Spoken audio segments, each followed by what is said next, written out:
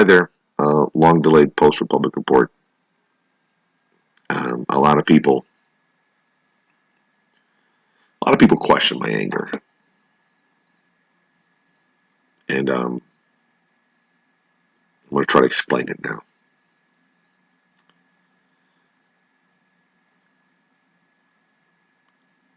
Most Trump voters walked into the booth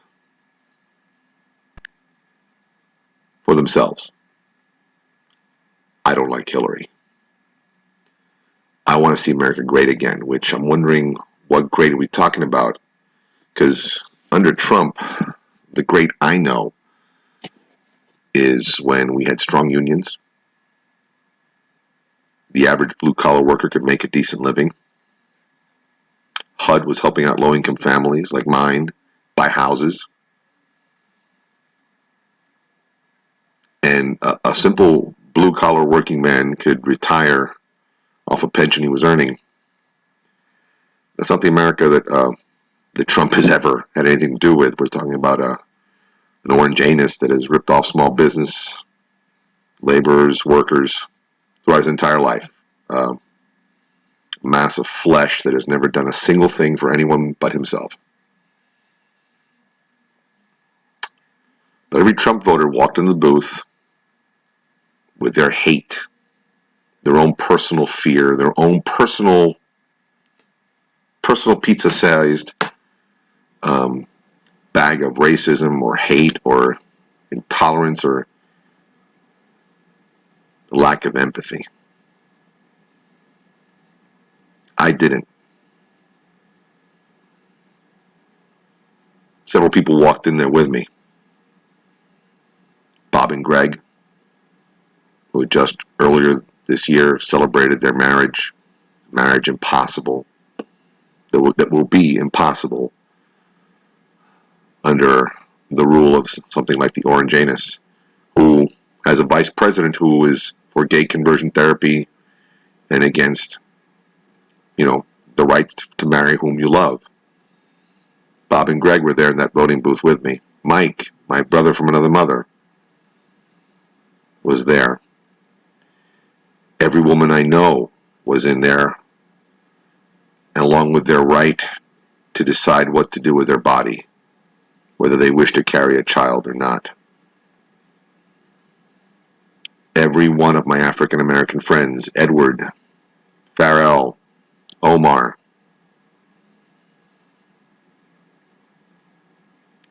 with an attorney general that couldn't get a federal judgeship because he was a racist. I don't see a future of civil rights cases being brought against police officers who just shoot because, well, he had a bullet to spare.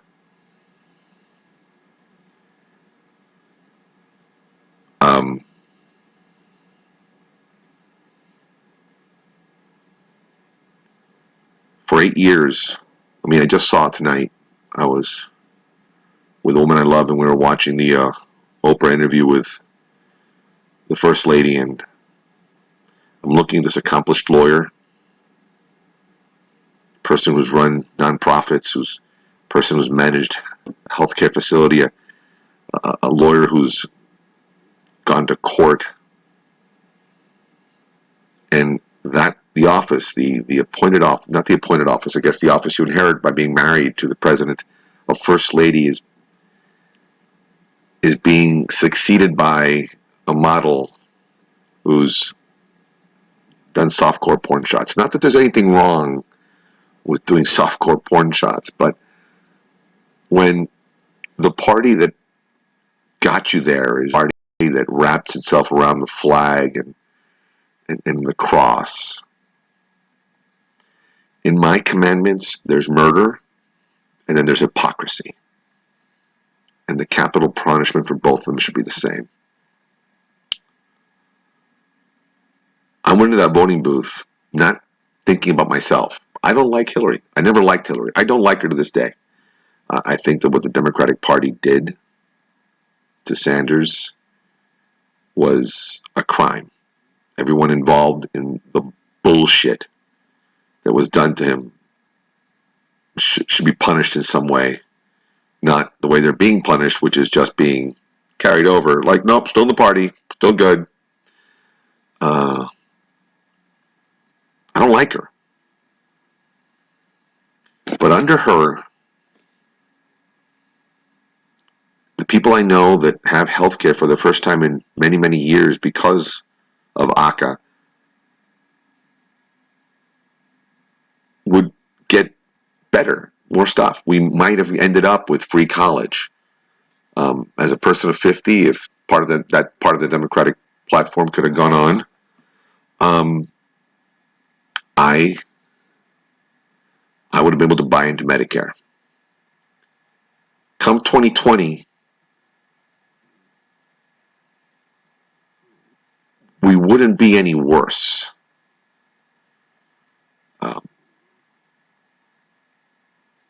LGBT people would not be any worse. In fact, their rights and their guarantees of civil liberties would have been expanded.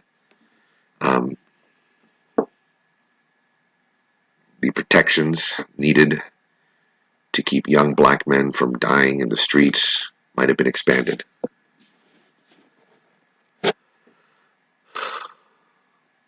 Corporate prisons might have been controlled. Bernie Sanders was owed some favors. We would have been okay. Not perfect, but okay.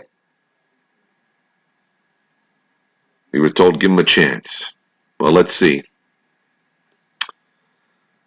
The head of the EPA is someone who was suing it. Dr. Ben Carson, a man that everybody's, he was a brilliant surgeon. Apparently, he's an idiot savant. He's really good at brain surgery, nothing else. Running health, housing, the housing, Secretary of Housing.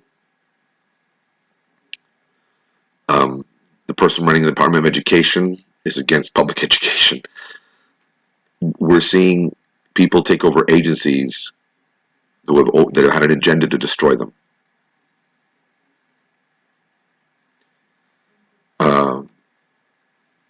Today he said that he was right about registering Muslims.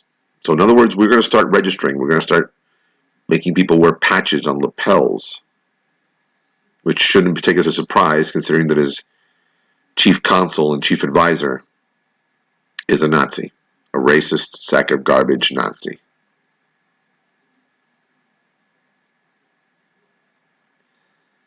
We've given him a chance, and he's shown what he is. His kids today announced his two sons have formed a nonprofit.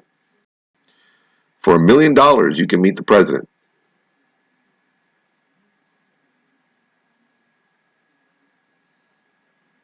Already deals are being made. His daughter is going to be a part of this government, making sure he has refused to divest himself of interests in his companies, making sure that everything he does is a conflict of interest. He will never be my president. I will not refer to him as president. He is the Orange Anus. From now, until we impeach him, which doubtful under a Republican Congress will rubber stamp him, he's either shot or blown up, or finally the mobs of Americans will finally remember where their balls are and pull him out of there. Those are the only options. I really don't see 2020 elections. I don't see this kind of megalomaniac, racist, sack of garbage, narcissistic psychopath just saying, all right, I lost an election. Goodbye.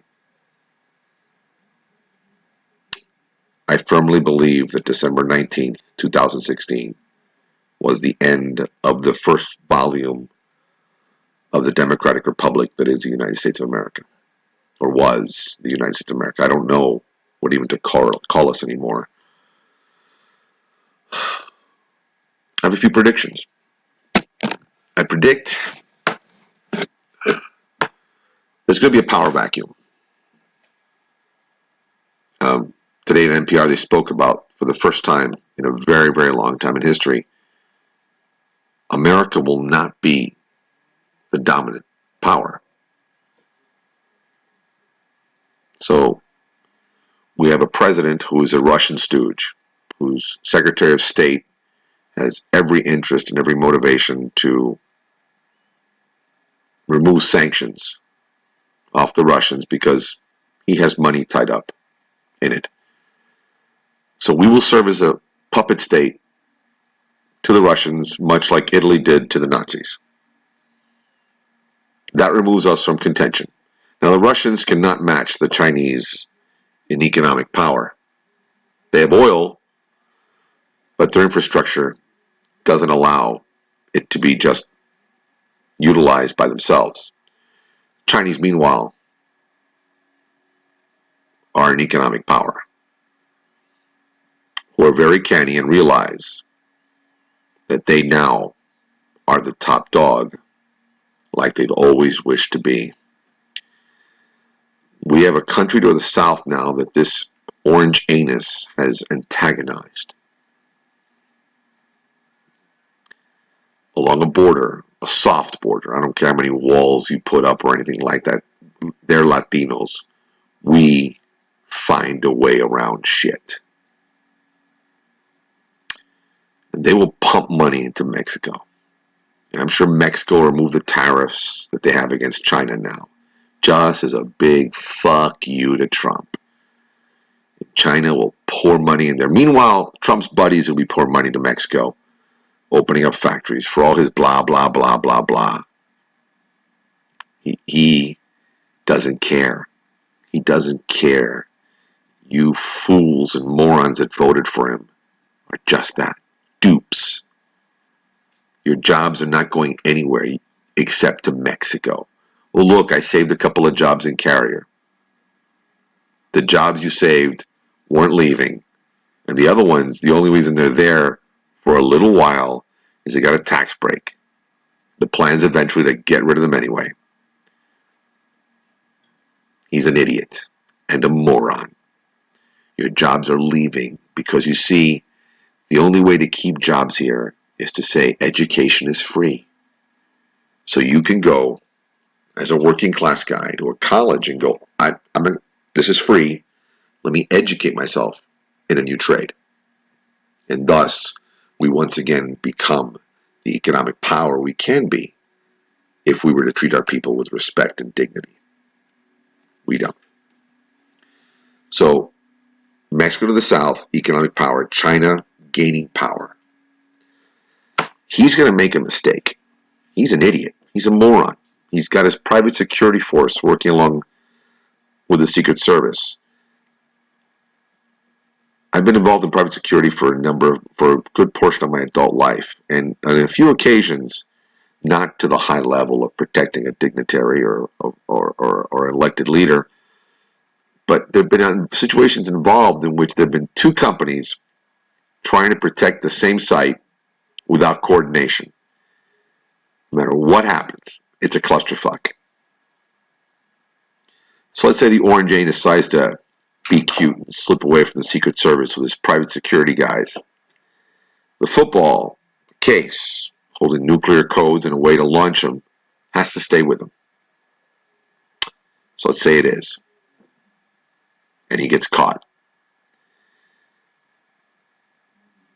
We've had men there. And I hate George Bush. He put the two boys I love, my two stepsons, in danger by starting illegal wars and being in a stupid one.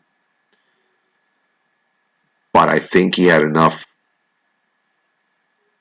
sand in him that if caught, he'd take a bullet. I don't doubt the bravery of the last American president, Barack Obama. The Orange Anus will cave like the bitch he is. Then what?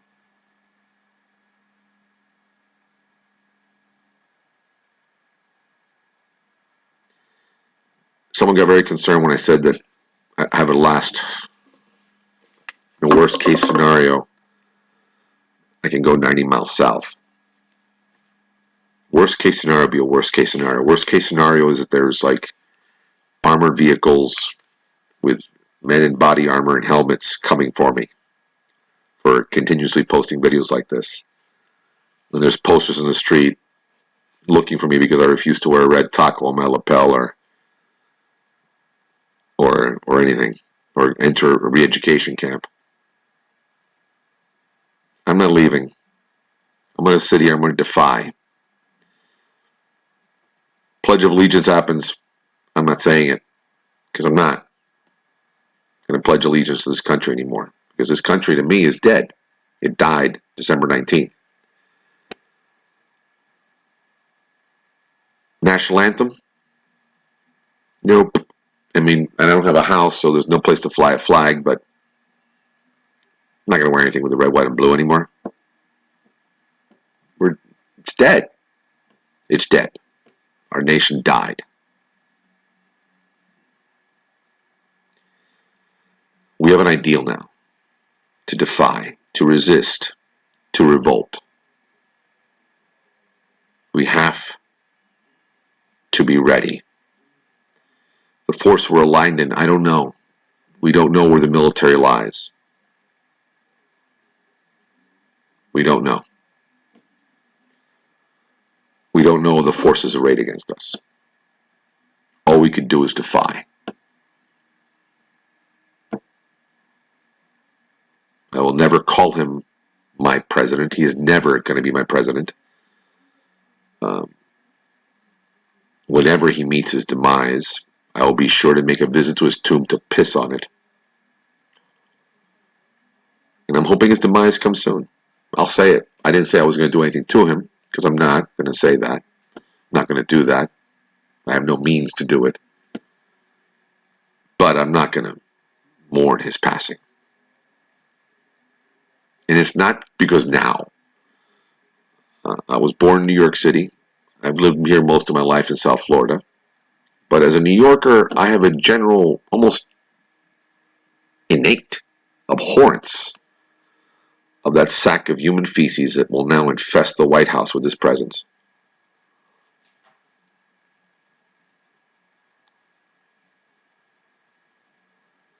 We're going to begin seeing signs. We're already seeing them. He's already said that, yeah, he'll pretty soon start registering Muslims. He said, I've already told you my plan. There's a statue in New York Harbor whose very inscription now is a lie.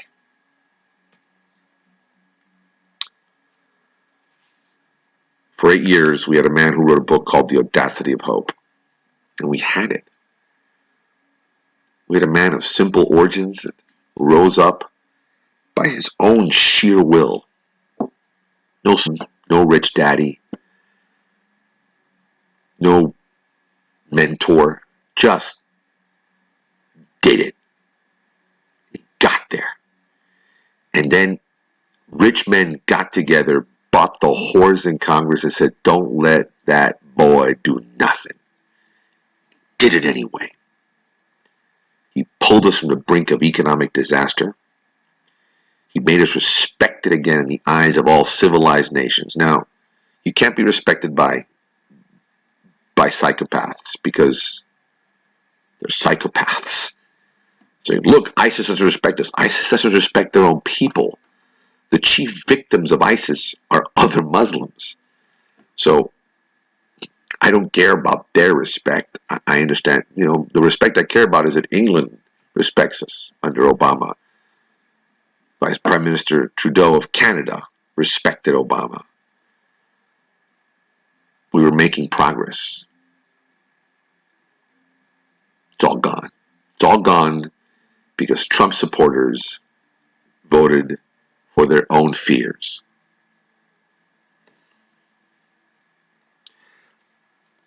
I'm scared of heights. So what I did to do that is I bungee corded. I jumped off a bungee cord because I will not give in to fear.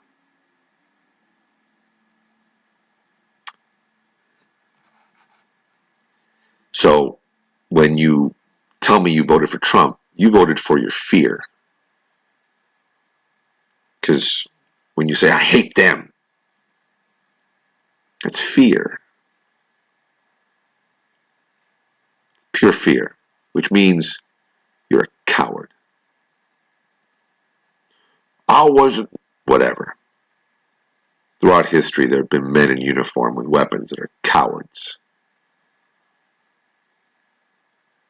So I have no respect for those.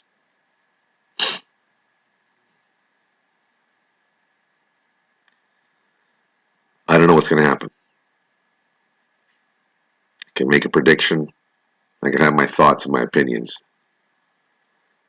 I will guarantee you this. Short of his demise, short of a revolt, short of a public uprising that removes him and the party that got him there, that would be the only good thing that could happen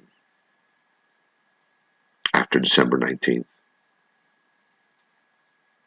From them, from the powers that be. From him, from them, there'll be nothing good for us. I'm not a billionaire. If I was, this wouldn't be happening. I can guarantee you that. If I had just a half of the wealth that man had, I can guarantee you that something would have happened. But I don't. I'm a simple working guy. Simple working guy who's read a lot.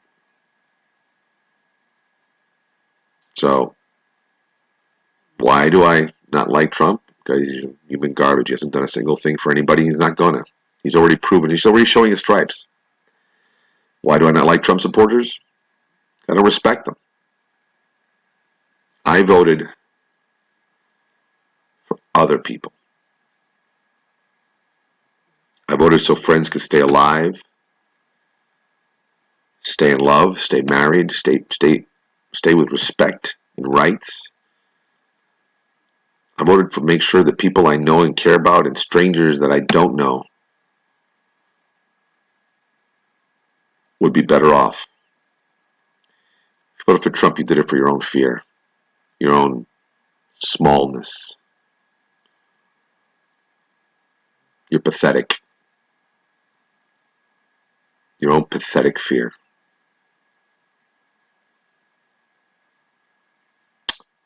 It's easy to be a hero now. Just do something for someone else. It's not so much being a hero, it's being a human being. When you do something out of your own pathetic fear, well, you have to live with yourself. So to all my friends, to all the people who I once called friends who are supported that man, when your friend who was gay, who married the person he loves, is no longer able to be considered married and they lose the rights that any domestic partner, legal spouse would have, and you witness their pain and their anguish, shut up. That's your fault. If you have an African American friend who gets shot by a cop and only for the reason that he's black, now you've lost a friend, and that cop will face no justice. Blame yourself. When someone you love has to go to some back alley doctor and get an illegal abortion, because Roe v. Wade didn't invent abortion. Roe versus Wade just meant women didn't have to die getting one. That young girl faced a bad situation, ends up dying from some infection because she couldn't go see a licensed medical facility to do something that is her right to do. Shut up. If I see you show any sympathy, I will crack your skull with a baseball bat. Because that's you. You did it. You might not have done it alone, but you helped. One single Nazi soldier didn't kill 6 million Jews. A bunch of them did. That doesn't exonerate that one Nazi soldier. One single Trump supporter didn't kill America. They all did. The sin has to be shared equally. And that's my hate. And that's my rage. That our country died not for some other viewpoint other than little people being scared